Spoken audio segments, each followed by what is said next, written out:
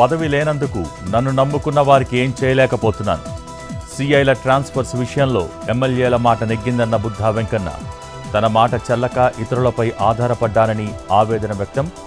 నాయకులు కార్యకర్తలు అధైర్యపడొద్దన్న ఎంపీ కేశినేని చిన్ని.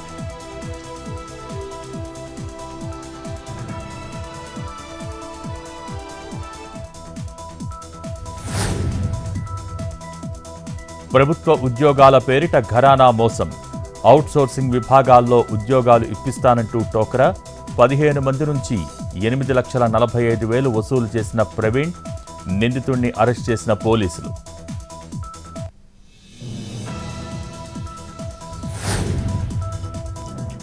హైదరాబాద్ గోల్కొండ ఇబ్రహీంబాగ్లో డ్రంక్ అండ్ డ్రైవ్. రాంగ్ రూట్లో వచ్చి బైకును ఢీకొట్టిన కారు. చిన్నారి మృతి, తండ్రికి తీవ్ర గాయాలు. ఇద్దరిని పోలీసులకు అప్పగించిన స్థానికులు, 3 పరారి.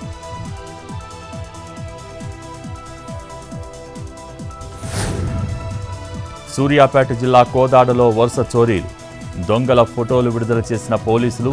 ఫింగర్ ప్రింట్స్ ఆధారంగా గుర్తింపు.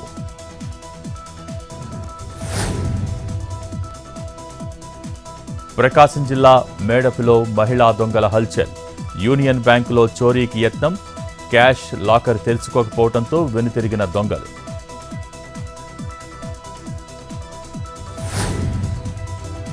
చిత్తూరు జిల్లా మొగిలి ఘాట్ రోడ్లో ట్రావెల్ బస్సు బోల్తా. 16 మందికి స్వల్ప గాయాలు.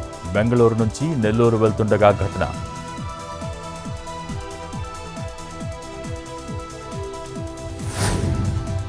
విశాఖ ఎన్ఏడి ఫ్లైఓవర్పై వ్యాన్ బోల్తా. ప్రమాదం నుంచి బయటపడ్డ డ్రైవర్. క్రేన్ సహాయంతో వ్యాన్ను తొలగిస్తున్న అధికారులు.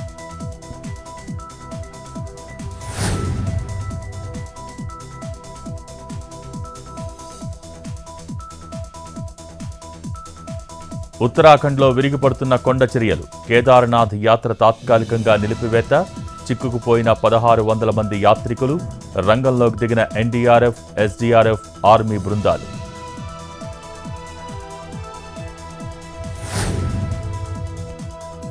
కేరళ వాయనాడ్లో 5వ రోజుకు చేరుకున్న సహాయక చర్యలు. 350 దాటిన మృతుల సంఖ్య. ఇంకా తెలియని 300 మంది ఆచూకీ. మృతులను గుర్తించడానికి కూడా ఇబ్బందులు.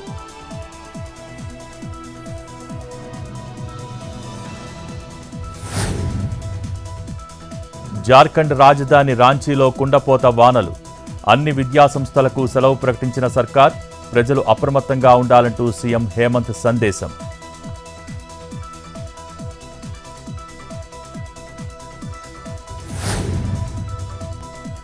తమిళనాడు సేలం జిల్లాలో ఏలియన్స్కు గుడి.